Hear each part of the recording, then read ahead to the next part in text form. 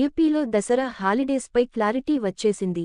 October 3 నుంచి 13 వరకు 11 రోజుల సెలవులు ఇస్తున్నట్లు రాష్ట్ర విద్యా, ఐటీ శాఖ మంత్రి నారా లోకేశ్ శుక్రవారం ప్రకటన చేశారు.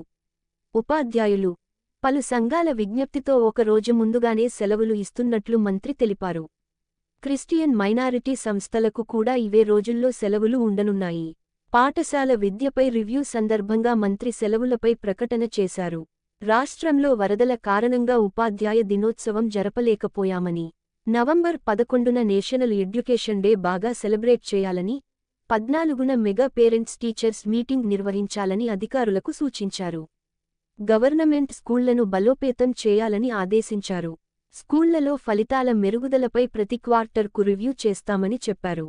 తాను ఇటీవల ఆకస్మిక తనిఖీలు చేసిన సందర్భంలో శ్రీకాకుళం మున్సిపల్ ఎలిమెంటరీ స్కూల్, అకనంబట్టు హైస్కూళ్ల పనితీరు చక్కగా ఉన్న గుర్తించానన్నారు మంత్రి లోకేశ్.